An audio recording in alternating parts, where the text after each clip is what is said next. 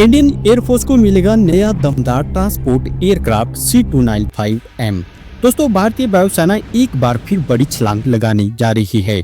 आने वाले समय में हमारी एयरफोर्स की ताकत और भी ज्यादा बढ़ने वाली है, क्योंकि IAF ने 50 नए एयरबस C295M ट्रांसपोर्ट एयरक्राफ्ट खरीदने का प्लान बनाया है।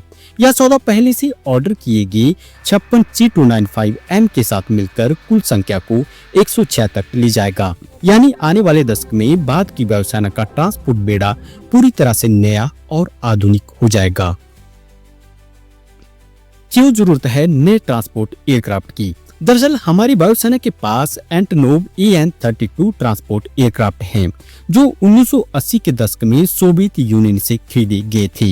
यह विमान लगभग 40 साल से हमारी सेवा कर रहे हैं और मुश्किल इलाकों में हमारी सेना और सामान पहुंचाने में हमेशा भरोसेमंद साबित हुए हैं।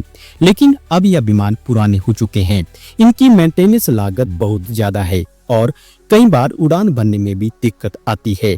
इसलिए IAF ने तय किया है कि 2031 और 32 से धीरे धीरे AN-32 बेड़े को रिटायर किया जाएगा और उनकी जगह आधुनिक C295M लेंगे।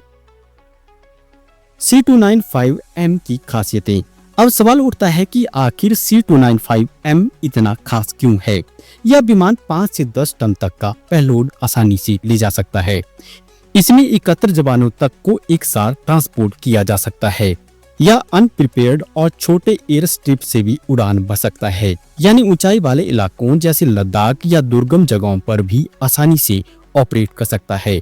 इसमें प्रैट और विस्नी के फ्यूल एफिशिएंट इंजन लगे हैं, जिससे यह पुराने AN-32 की तुलना में बहुत ज्यादा भरोसेमंद और किफायती है। इसका डिजिटल कॉकपिट और मॉडर्न एवियोनिक्स पायलटों को ज्यादा सुरक्षित और आसान उड़ान की सुविधा देते हैं। इसकी रेंज लगभग 5000 किलोमीटर है, यानी यह लंबी दूरी तक बिना रुके उड़ सकता है। यानी कह सकते हैं कि यह विमान डिजास्टर रिलीफ, क्रू ट्रांसपोर्ट और बॉर्डर सपोर्ट जैसे हर मिशन के लिए परफेक्ट है। मेक इन इंडिया से जुड़ेगा सौदा। C295M का एक और बड़ा फायदा यह है कि इसका उत्पादन भारत में ही होगा। गुजरात के बड़ौतरा में इसका असेंबली प्लांट लगाया गया है।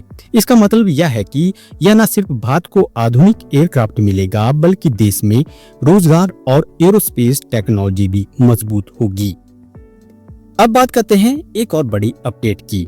IAF सिर्फ AN-32 को ही रिप्लेस नहीं करना चाहता, बल्कि IL-76 हाई लिफ्ट एयरक्राफ्ट के लिए भी नए विकल्प ढूंढ रहा है। IL-76 हमारे पास 1980 के दशक से है और यह विमान 60 टन तक का कार्गो ले जा सकता है। इसका इस्तेमाल भारी टैंक, तोपें और बड़ी संख्या में जवानों को लंबी दूरी तक ले जाने के लिए किया जाता है। लेकिन अब यह भी पुराना हो चुका है और इसकी मेंटेनेंस लागत भी बहुत ज्यादा है। इसलिए IAF ने तय किया है कि आने वाले समय में एक अलग टेंडर निकाला जाएगा, जिसमें 70 से 80 नए बेड़े ट्रांसपोर्ट एयरक्राफ्ट खरीदी जाएंगी। यह विमान 40 टन पेलोड तक ले जाने में सक्षम होंगे। कौन कौन से विमान हो सकते हैं दावेदार? एयरबस A400M जो लगभग 37 टन का पेलोड उठा सकता है।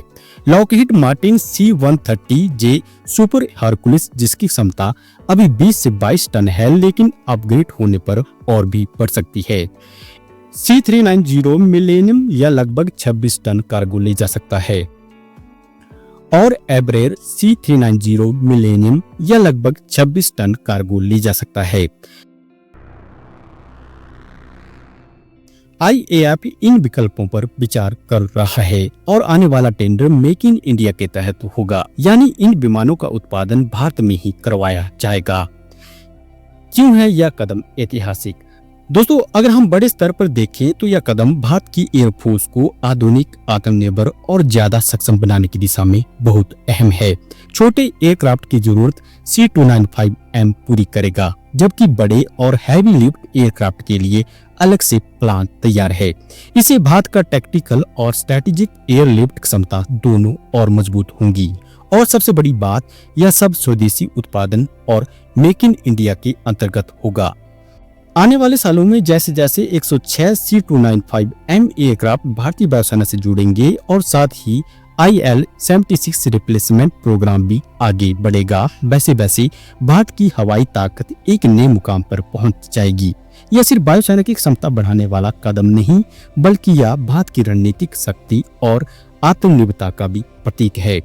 अब आप बताइए दोस्तों, आपको क्या लगता है, क्या C295M आने वाले समय में हमारे पुराने AN-32 की जगह पूरी तरह से ले पाएगा और IL-76 रिप्लेसमेंट के लिए कौन सा विमान भारत के लिए सबसे बेहतर रहेगा? अपने विचार कमेंट में जरूर बताएं। और अगर आप भारत की रक्षा ताकत से जुड़े ऐसे ही डिफेंस अपडेट सबसे पहले देखना चाहते हैं तो हमारे चैनल डिफेंस यात्रा को सब्सक्राइब और वीडियो को लाइक करना मत भूलिए। जय हिंद, जय भारत।